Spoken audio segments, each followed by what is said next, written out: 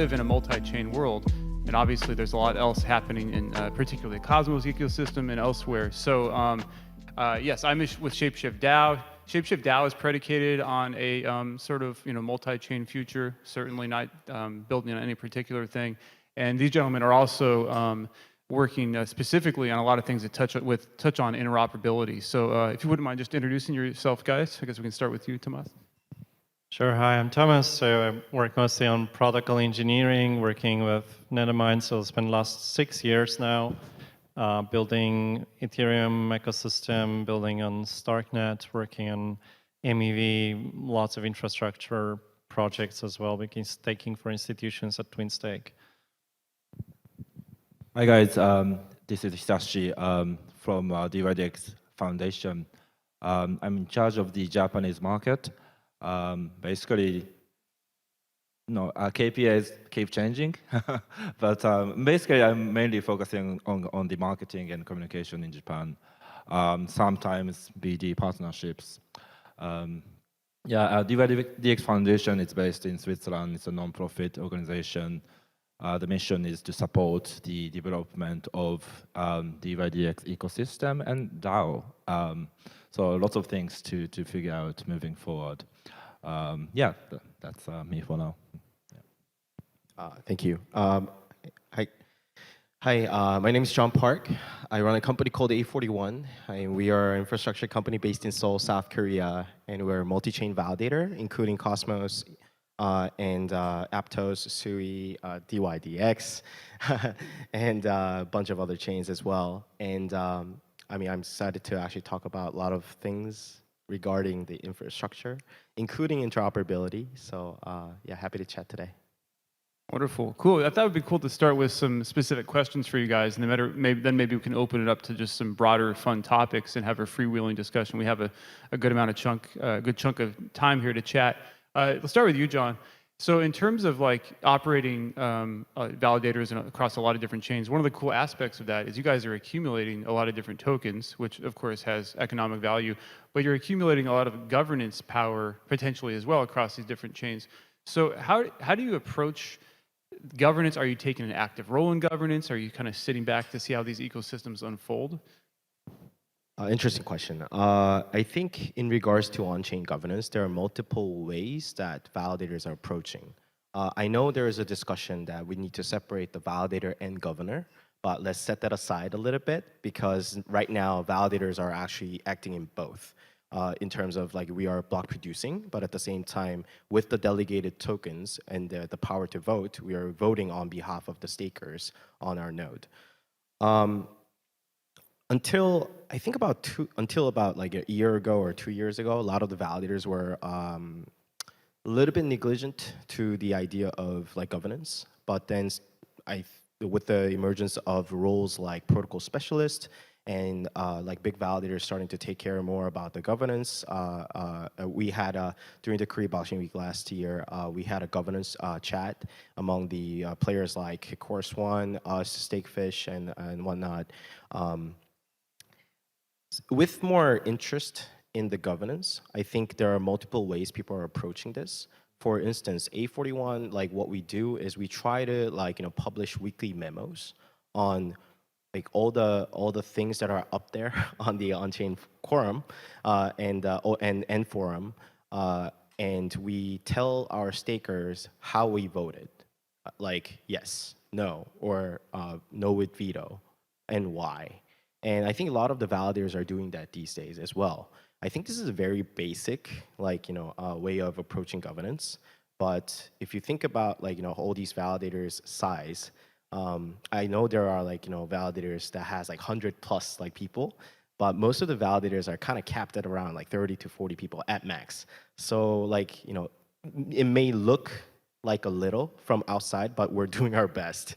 But I think we could actually make it better at the end of the day by having more of a committee style of where the validators with focus on, let's say, with strength on, let's say, DeFi may have bigger voice in chains like Osmosis, or validators who have bigger strength in terms of how we need to technically update the chain, maybe in the committee where they talk about like, hey, let's update this this binary code or whatever, like in terms of how and why.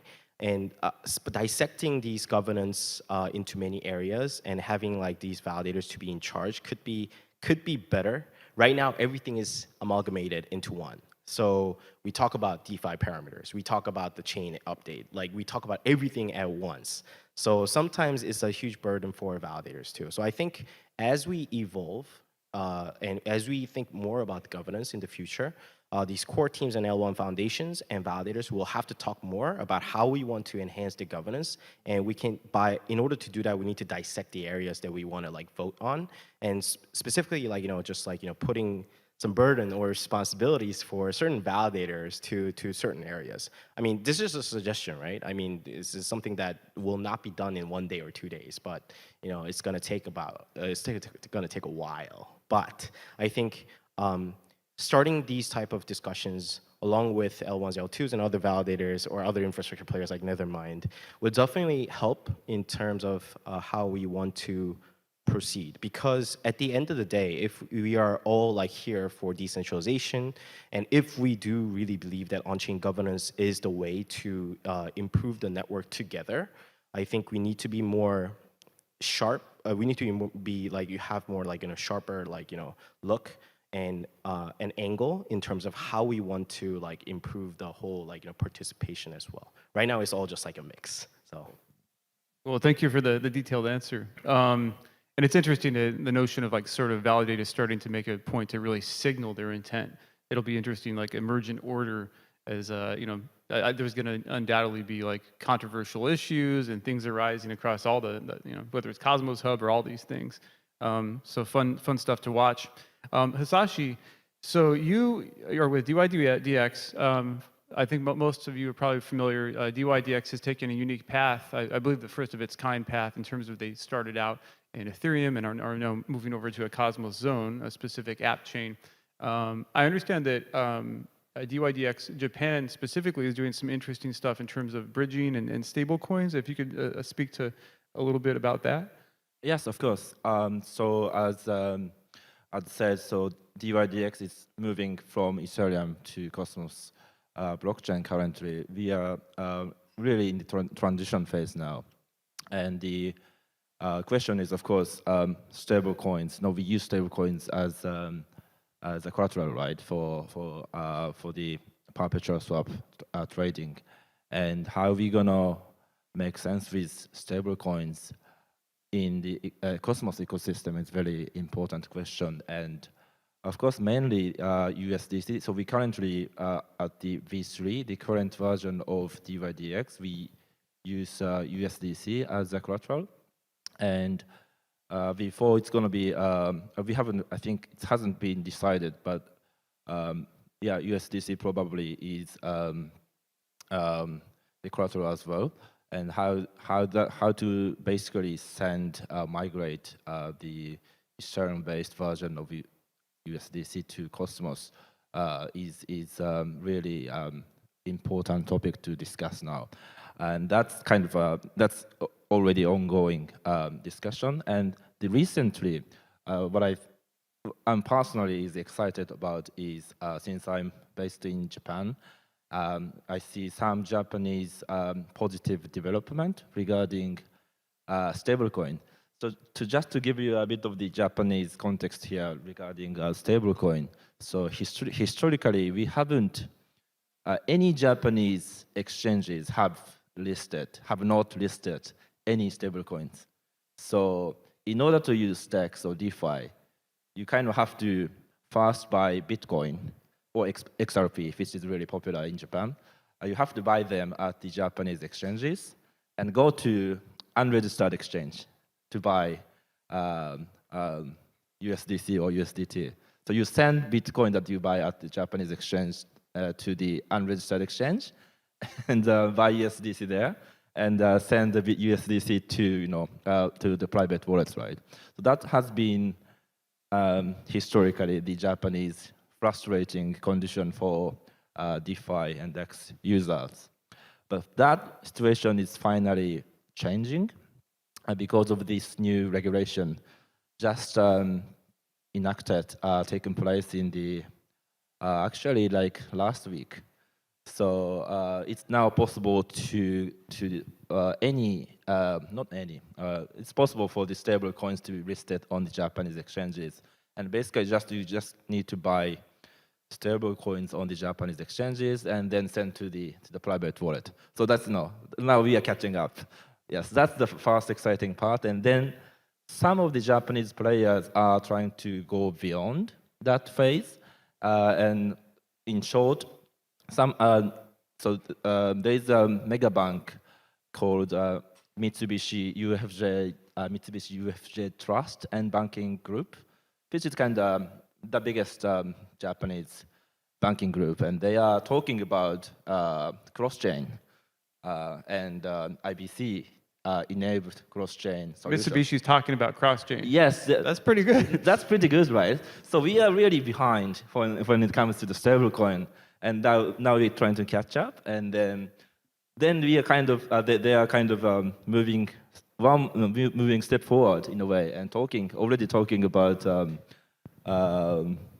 cross-chain. So yeah, and that essentially means that it may be possible in the next year, at earliest, to bring Japanese yen stablecoin to the Cosmos ecosystem or other blockchains by using this IBC solution. So that's that's a really exciting part. Yeah. Wow, and it's nice to know that those frictions with stable coins will slowly get eliminated, presumably. Yeah. That's something we haven't had. We have to deal with a lot of crap in the States, but we haven't had to deal with that for a while. So it's good to know.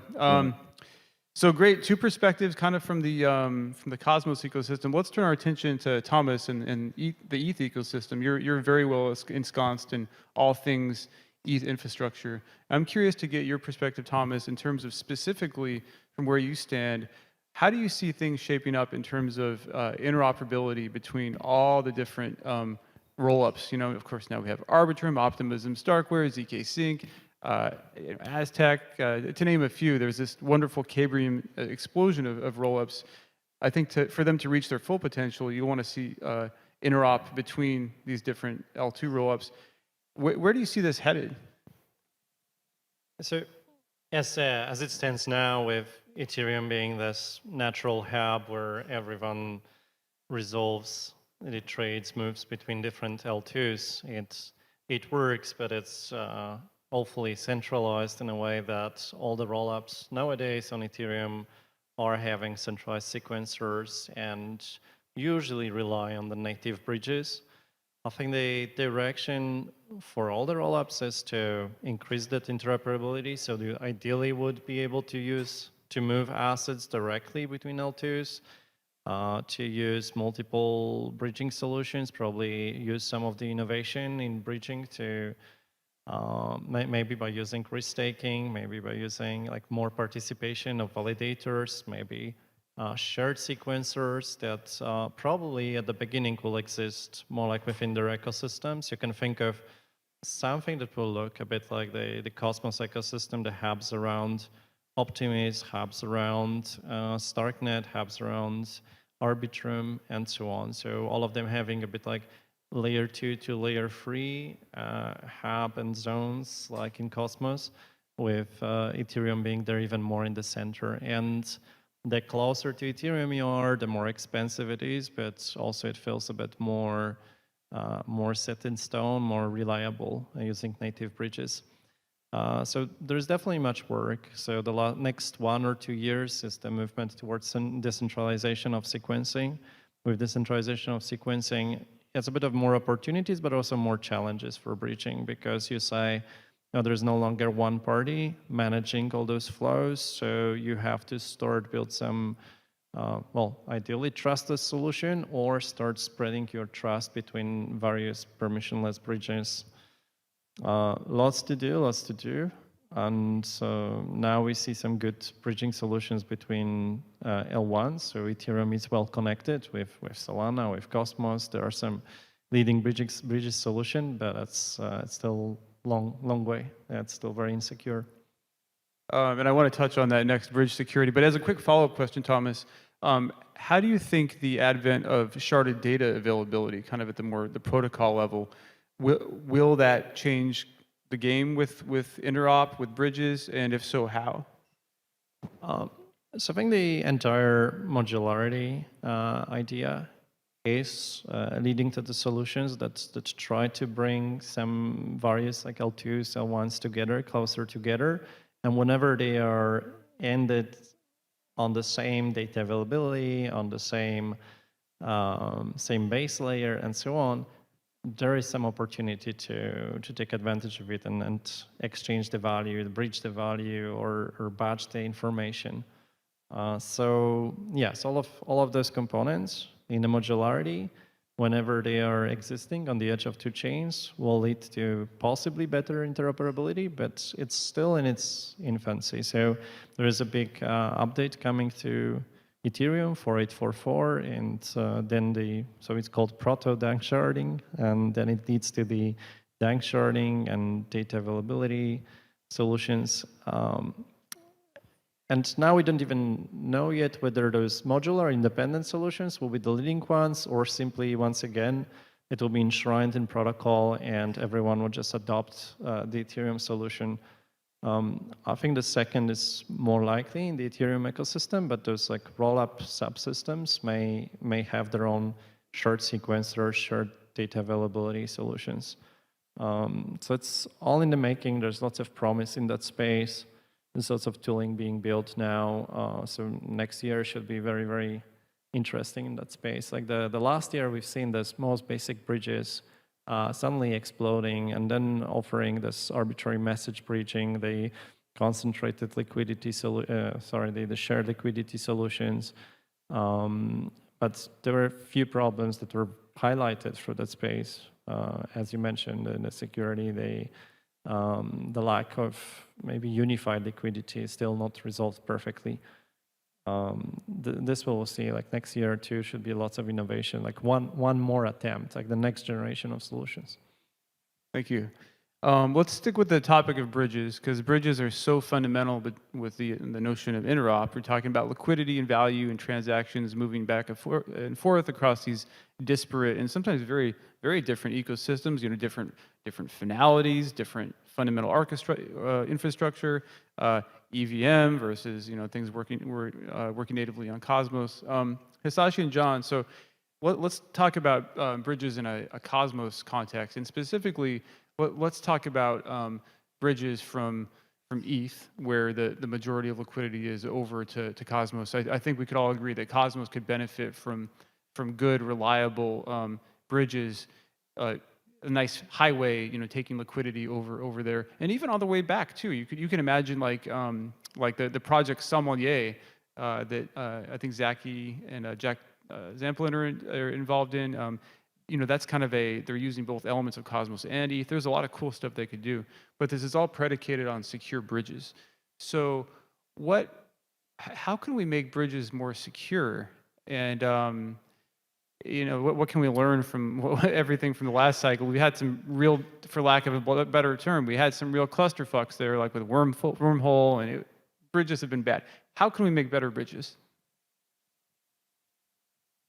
I'll give security side to Hisashi.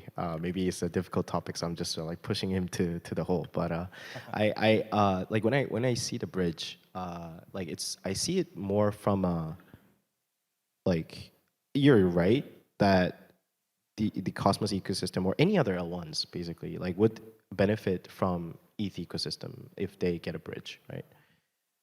My take is it's more about user experience from the user's perspective, right? Secured bridge is more on the like infrastructure players part. It's their job, right? The ones who are building bridges. I mean, whenever we talk about like is the current lock and mint mechanism really good or apt or whatever, like whenever we talk about that, nobody cares, right? It's more about the seamless user experience. So I would probably talk more about the comfortable like or user experience side. When we dabbled with the idea of creating like a liquid staking platform on top of Cosmos per se, when Stride was there, like everybody was there. We were also like thinking about doing our own product too. IBC transfer was a little bit of pain in the ass in a sense, because the current modules within the IBC are not really geared towards user experience, and it kind of acts like a blocker. So even if you have a secured like bridge to like send or transfer your asset to like like in the mini Cosmos like cross chain world, it is UX wise is very painful, and that actually is just a blocker. So the people's usage just goes lower, right? So when we're talking about bridges in more like public facing like venues, what we need to consider more is like, are the bridges right now like really apt for the usage of DeFi, like in terms of cross chain, or are we? And even if we talk about all these security or secured bridges, like would people really care? Is also my question as a validator who is like acting in between the two, right? L1s and the users. So I'm actually like quite curious on how DYDX is going to like approach this issue, because like a lot of people are excited, especially on the Cosmos eco, that DYDX is coming over, but it's technically will it be really part of the Cosmos, or will it be just like using Cosmos SDK? Like we never know, but like how are you trying to like acquire both Cosmos and ETH, like all the users? Like how are you gonna like make it so like seamless and easy is also my question. Great question. Yeah. Yeah, it's a very good question, I think. I guess the way to approach that question is that we often talk about DYDX is product maximalist in a way. So we care about is to to ship the best possible product, right? So we don't talk about chains or bridges in the fast world. They are very important, but we tend to think first about the product, right? We ultimately want users to think about DYDX as an application, and then choose to use it or not. Not ideally, many other things like bridges or chains. Just purely focusing on the DYDX as an application part. So that I think would be the ideal state. So in this sense, so I'm not like developer. So it's what I heard from the DYDX trading team, which is different entity from foundation, is basically working on the code, writing codes and product. They are for now the best possible product that they can come up with is a Cosmos, maybe changing in the future. So that's the conclusion for now. It's not about picking a community, let's say. So I guess in that sense, it's not really about Ethereum or Cosmos. It's about DYDX or not.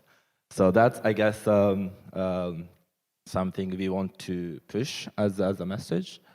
Yeah, that's one possible answer. And about the security part, the bridge, I think, so basically DYDX is mainly almost all the energy is focusing on V4, which is it's basically the Cosmos DYDX chain. Yeah, the successful launch of that is the primary target, and not really, let's say, paying too much attention to bridges or other parts. Let's say we just want to ship the DYDX chain fast, successfully, and then I think we can think about other things maybe later. And that's kind of the current situation now.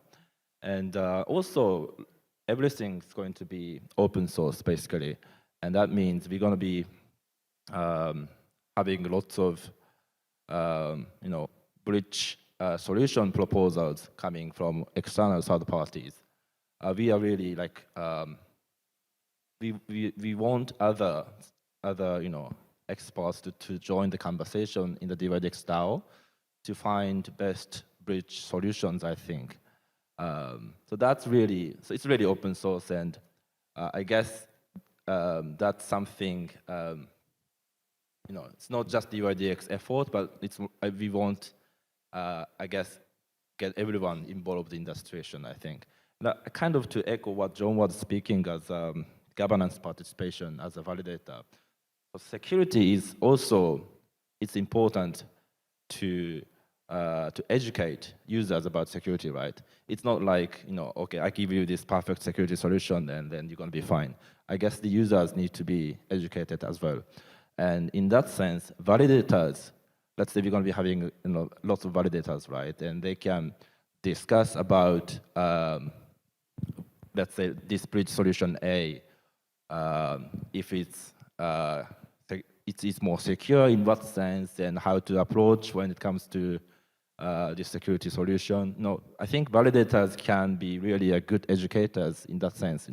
Can really move the discussion forward on the real advocates for this. Yes. Yeah, and maybe there are conflict of opinions among validators and voters, but that's I guess the way to keep the conversation forward about breach and security. This is one of the cool aspects of, I think, proof of stake over proof of work is the notions of validators being separate and maybe very vocal participants in the ecosystem. Yes, miners could play the same role in a proof of work network, but it's things seem quite more nuanced and interesting and also more transparent with validators, whether you're talking about ETH validators or Cosmos across the board. Yeah. Just to kind of wrap up with the bridge topic, Thomas, working with Nethermind, you're I imagine security stuff, you're building and shipping a lot of code, it's extremely important. So this is kind of a two-part question that comes courtesy of Matt at Router Protocol, but he was thinking, you were talking about this panel the other day, he's like, he had two really good questions. How can you even really quantify, or maybe how can end users quantify bridge security? How can you measure this? And then the other question was sort of like, is there maybe a future where bridges don't matter because aggregators are kind of taking care of all that directing liquidity around, and they're not necessarily bridges, they're just aggregators. So feel free to jump on both of those, either one. It's kind of two-part bridge question. I feel that when we are closer to the protocol engineering, the innovation happens slower and there's much more testing, the progressing with a few focus areas, a few improvements. We're talking about Ethereum protocol upgrading maybe twice a year. And when we look at the Web3, the user space, then you have to innovate much faster. So there are NFTs, there are new DeFi solutions. You want to bridge applications to applications, sending arbitrary messages and so on.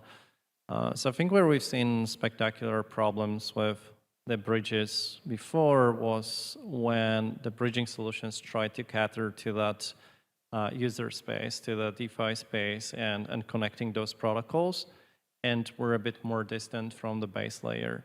And you asking here about the validators. So validators are very close to that network security. So they are concentrating their efforts on ensuring that they never fail. And I think we see so far a good track record of the Ethereum validators, Ethereum security layer, consistency in building block by block without some major slashing events. So, and you were asking about quantification of it. So we do have methods for quantifying security for the protocol layer, for the L1, for the security of the entire network. We say we can show how much value is behind the protecting against reorganization, how much value is to protect against forks or like attacks over the network. So with solutions like maybe restaking, you can reuse the same quantification methods by reusing validators to stand behind the bridging solutions. So maybe this will be the approach, the same way as we see native bridges being quite robust. Maybe by using the layer 1 security to do the bridging between the layer 1s, between layer 2s, and putting some stake from Ethereum security at stake at the bridging. We can say that for every 10 ETH or every 1 ETH transferred from Ethereum to Cosmos, there is 32 ETH protecting it, and it's slashable if something goes wrong. So this will be quantification methods. You say like, you can say how much value the operators will lose if something goes wrong. And you see that that value is locked, it's staked, and it's available. So that's not the case with maybe with the bridges that we've seen failing last year. So they did very often cover the losses, but it was not ensured by the protocol. They stepped in because they knew that there is a long-term value that they were securing, but you couldn't rely on it. So this might have happened or not. It was a traditional trust solution, like a traditional finance solution where if something goes wrong, this is our protocol, we pay for that. It was great to see that. That was a great dedication to technology, but we'll have to see that quantified and verifiable on chain. The same way as we were talking last year about the proof of reserves for the exchanges. Well, this is not maybe the perfect science there, but with staking, with restaking, with the quantification methods that we use for validating network security, we can have some similar approach to bridging. So what strikes me, I just want to say, what strikes me that talking about this, some of what you're talking about with, with respect to ETH validators, that is specific to the ecosystem. But what's so cool about this, we're all building this shit together. So there's so many shared learnings from both the Cosmos and ETH ecosystems, especially after the merge now, and especially with these different chains. But John, you got some thoughts along these lines? I mean, like, I just like, hearing from Thomas, I just like, we're thinking that, I mean, Kent, you were alluding to a lot of the multiple exploits that were happening in bridges, and that's why probably you mentioned about the security. But if you think about it, like, and as what Hisashi said, DYDX currently has, like, I mean, it has a 100% focus on the product, but for the bridges and all these other infrastructure, it is basically delegating that responsibility to infrastructure builders. And what I would probably think from now on would be that at the end of the day, the quality of the bridges would probably converge into at certain level that everybody could, I mean, the bridges that are left over could be like kind of trusted in a way. So like, as you were saying, like if people start relying on aggregators, it is probably because they don't really have to worry about the differentiations or differences between the bridges, because the quality are probably going to be not so much different from each other. That's why like people will just like rely on the aggregators, right?